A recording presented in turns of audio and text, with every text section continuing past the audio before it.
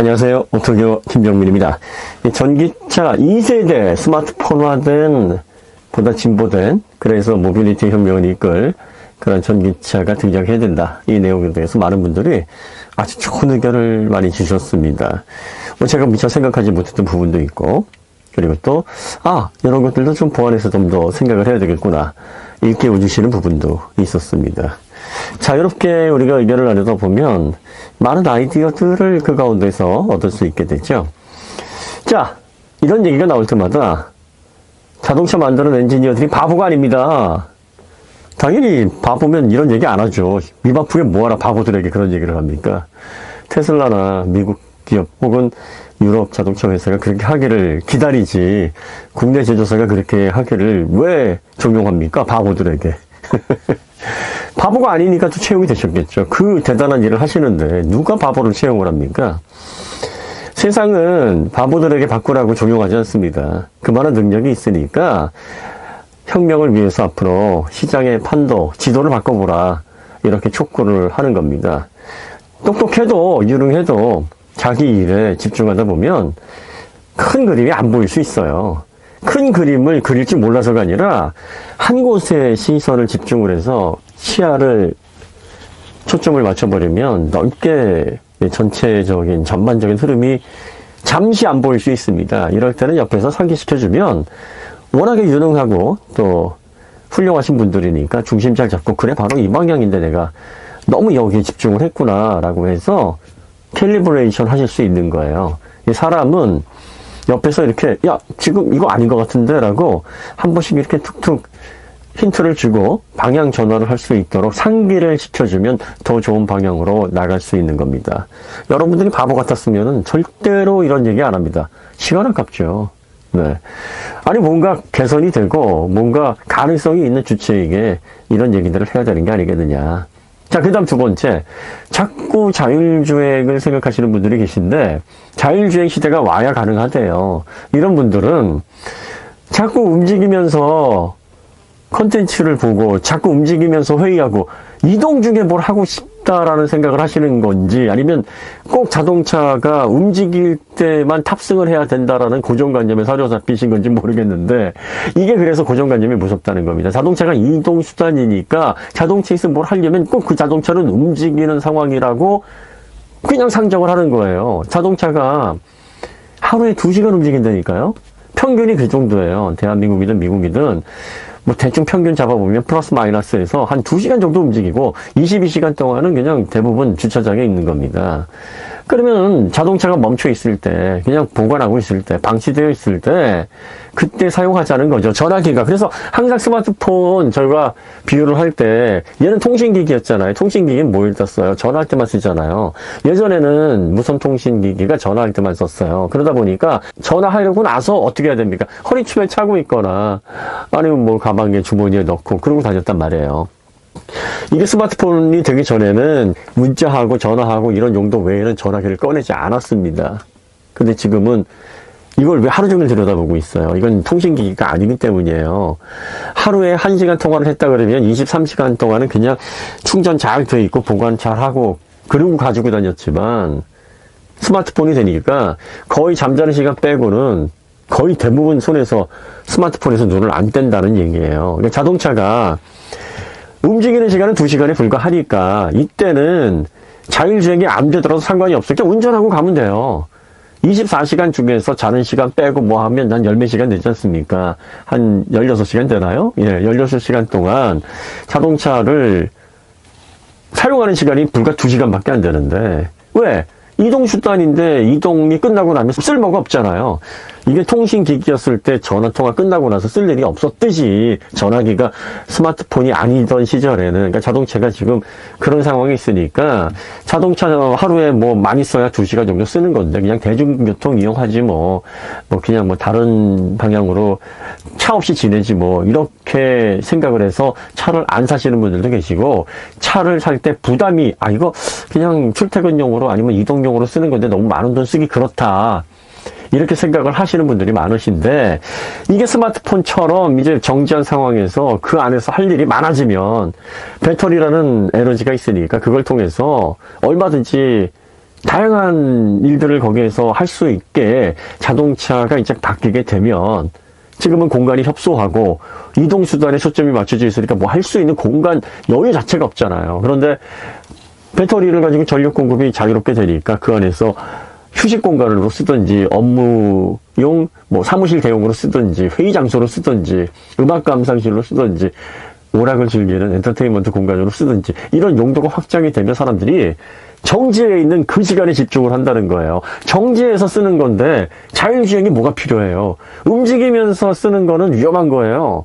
이건 레벨 5가 돼야 됩니다. 레벨 3, 4까지도 운전석에 앉아서 일단 있어야 돼요.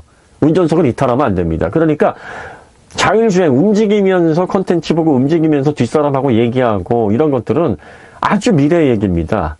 그러니까 많은 분들이 고정관념에서 못 벗어나는 거예요. 자동차가 이동수단이니까 자동차에서 뭘 즐겨라. 자동차에서 휴식을 해라. 자동차에서 컨텐츠를 즐겨라. 자동차를 이동형 업무 공간으로 이용해라. 그러면 무조건 움직이는 그 상황을 상정하시는 분들이 그래서 계시는 겁니다. 이 자율주행하고 상관이 없어요. 멈춰서 쓰는 건데 무슨 상관이 있습니까? 그죠?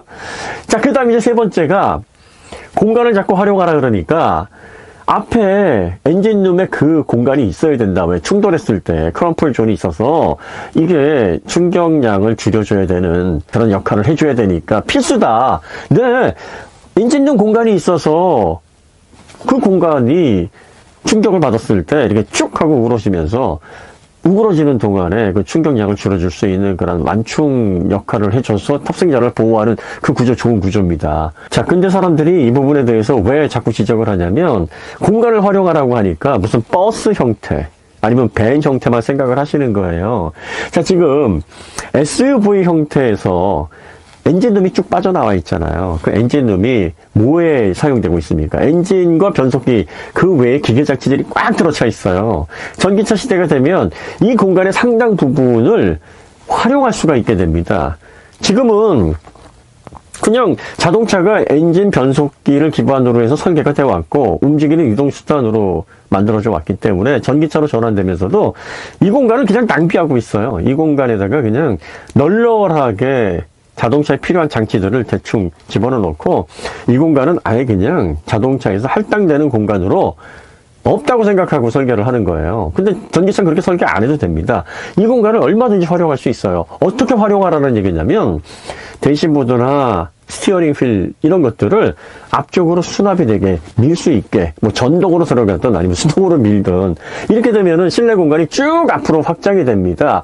대시보드가 엔진룸 안쪽으로 이렇게 쑥 들어가게 되면 얼마나 많은 공간이 일렬 좌석에 생기겠어요. 그 다음에 시트도 고정 형태로 만든다고요. 왜 고정 형태로 만들어요? 이걸 일렬 좌석은 운전을 위한 탑승 공간이니까 가변시킬 필요가 없다라고 생각을 했기 때문에 그 필요성을 못 느낀 거예요. 이동수단이니까 이걸 왜 바꿔요? 그럴 필요가 없었던 거죠. 하지만 거주 공간이 되면 시트가 돌아가거나 반대를 볼 수 있도록 접혀서 앞에 엔진룸 공간, 엔진이 없어지니까 그 공간을 시트를 밀어넣을 수 있는 공간으로 쓸 수가 있잖아요. 그렇게 되면은 일렬 좌석에 고정됐던 그 좌석이 엔진룸에 비는 공간으로 들어가는 만큼의 공간이 확보가 됩니다. 자, 자동차는요, 한 평 반도 안 되는 공간이에요. 한 평 반도 안 되는 공간에서 대시보드와 시트가 접혀서 엔진룸에서 엔진이 없어지는 그 공간으로 수납이 돼서 넓어지는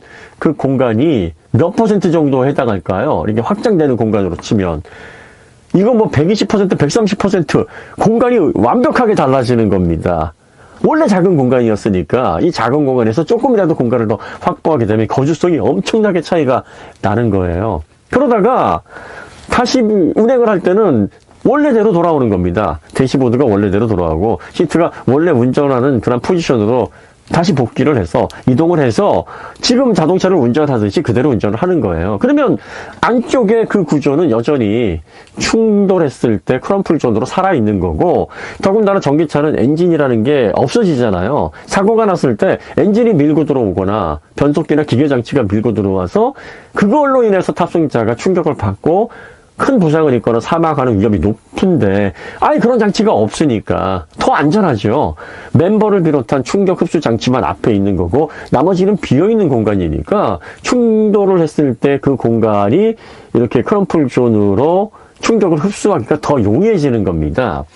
자, 스타리아나 벤 같은 경우에도 이런 차들은 공간이 막 극대화되어 있는다고 생각하는데 거기에도 엔진이 들어가잖아요, 앞부분에. 전기차가 되면 이런 차들도 더 좋아지는 거예요. 그 엔진이 빠지고 변속기가 빠지는 그 공간이 이제 남게 되는 겁니다. 그러면 그거를 또 스페이스, 공간 활용으로 사용할 수 있는 여유가 더 확보가 되는 거예요.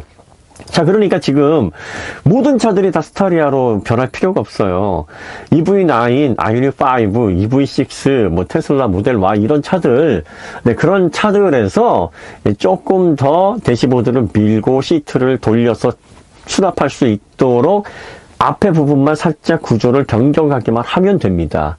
그러면 훨씬 더 넓은 공간을 확보할 수가 있게 되는 거예요. 그러니까 안전을 포기하고 공간을 확보해라 이런 의미가 아니고요.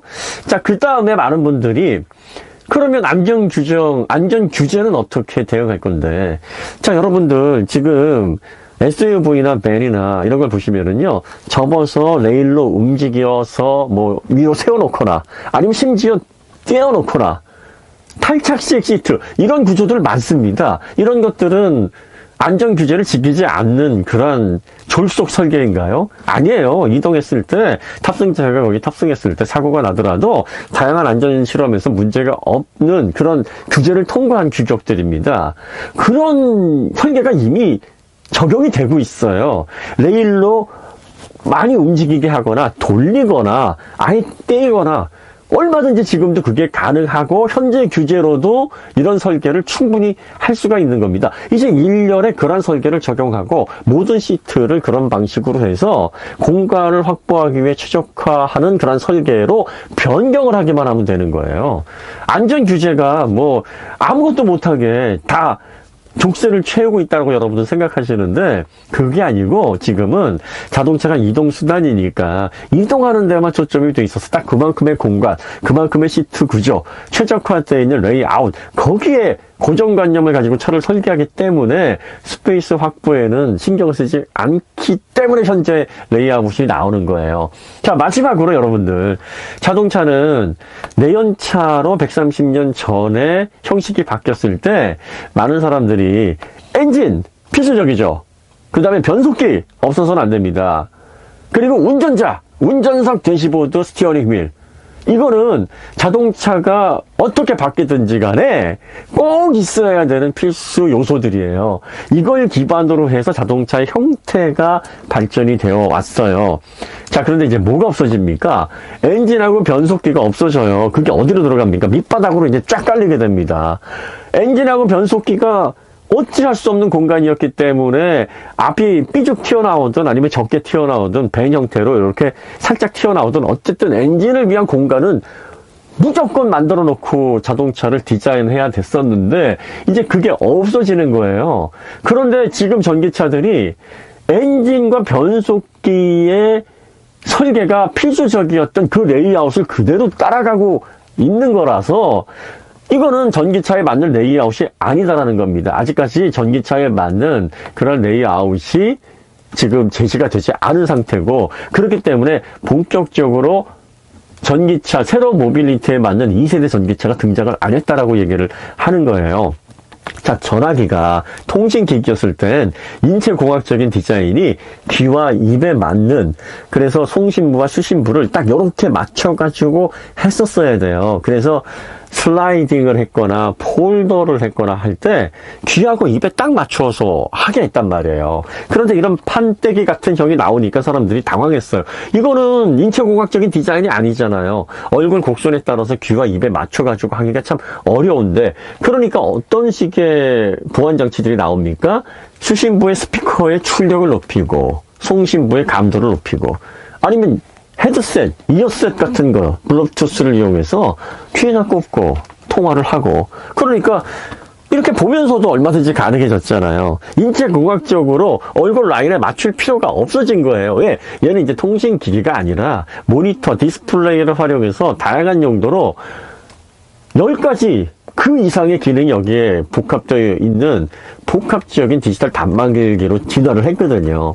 자동차가 이동수단일 때는 이동에 맞는 인체공학적인 그런 구조가 필요했어요. 그런데 이제 자동차가 앞으로 어떻게 됩니까? 강력한 배터리를 기반으로 거주 공간을 통해서 네트워크 V2X를 통해서 이제 거기서 다양하게 우리가 자동차 안에서 많은 일들을 할 수 있는 시대가 옵니다. 스마트폰처럼. 그럼 거기에 맞게 새로운 형태로 레이아웃이 바뀌어야 되는 거예요.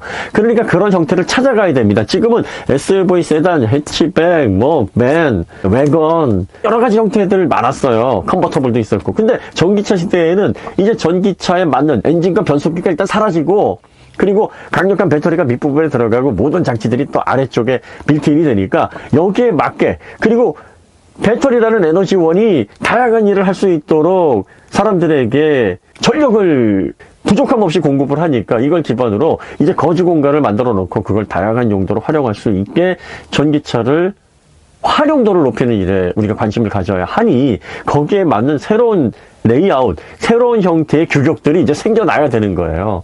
자, 그러면 그게 이제 어떤 형태로 발전할지는 개발하시는 분들이 실내를 가변적으로 활용을 할 수 있게 그리고 또 충분히 다양한 용도로 편리하게 이용할 수 있게 만들어가면서 정해지는 겁니다. 그러니까 꼭 스타리아 형태, 카누 형태 이런 형태로만 국한시킬 필요가 없어요. 그러니까 지금 EV9이나 그리고 또 테슬라 모델 X나 이런 차들도요 앞쪽에 엔진룸으로 빼놨던 이건 당연히 자동차에서는 어쩔 수 없는 공간이다. 그리고 이게 눈에 익어 있으니까 이 디자인에서 탈피하기 좀 어렵다라고 생각했던 그 고정관념을 탈피해서 그 안쪽의 공간까지 충분히 활용할 수 있도록 대시보드를 밀어넣고 의자를 접어서 밀어넣고 이렇게 설계를 하거나 아니면 트렁크 공간까지 2열 시트가 완전히 붙어가지고 안쪽에 내부의 공간을 높게 넓게 사용할 수 있도록 레이아웃만 변경이 된다 그러면 지금의 형태의 자동차에서도 얼마든지 추가적인 공간을 확보해서 거주성을 높일 수가 있게 되는 겁니다. 그리고 이제 미래 전기차가 되면 아무래도 공간 활용을 위해서 차들 디자인이 지금처럼 막 다양하게 천차만별 이런 식의 형태를 갖추기보다는 크기만 작은 그런 사이즈로 해서 비슷비슷한 형태를 아마 갖게 될 거예요. 자, 내부 공간을 활용할 때 아무래도 물리적으로 형태 제한이 아마 있을 수밖에 없겠죠. 그래서 이제 많은 제조사들이 이 정지했을 때 측면이나 윗부분이 이제 확장이 되는 가변형 형태. 그래서 이제 폴드폰, 그 다음에 두루마리폰, 이런 거 스마트폰도 시도하잖아요. 접거나 말거나. 그러니까 공간을 확장을 해서 정지해 있을 때 그 실내를 좀 더 쾌적하게 사용할 수 있는 그러한 형태의 전기차들도 아마 고안이 될 겁니다. 그래서 이런 방향으로 발전을 해야 그게 미래 전기차에 맞는 스마트폰화된 2세대 전기차다. 저희가 이렇게 말씀을 드리는 거죠. 앞으로 우리가 맞닥뜨리게 될 미래에 대해서 우리가 청사진을 그려보는 거고 이러한 청사진에 걸맞는 혁신적인 제품을 국내 제조사가 선보여서 대한민국이 미래 전기차 모빌리티의 강국으로 발돋움을 했으면 하는 그런 강한 열망에서 우리가 이렇게 긍정적인 대화들을 통해서 서로 생각을 교환을 하는 겁니다. 생각이 만약에 다르다 그러면 내 생각은 그렇지 않은데 라고 해서 그냥 넘어가시면 아무런 불쾌할 일이나 서로 이걸 통해서 왜 저렇게 말을 할까라고 우리가 좀 기분 나빠하는 상황이 없겠죠? 네. 어쨌든 저희가 이 전기차 관련해서 스페이스 공간, 스마트폰화된 2세대 전기차가 빨리 등장을 해야 이게 미래 전기차 시대의 진정한 모빌리티 혁명을 주도할 것이다 라고 하는 이야기의 중심 볼자가 된다는 말 오늘 다시 한번 드려봅니다. 오늘 이야기 여기서 마치도록 하고요. 다음에 더 좋은 콘텐츠로 찾아뵙겠습니다. 감사합니다.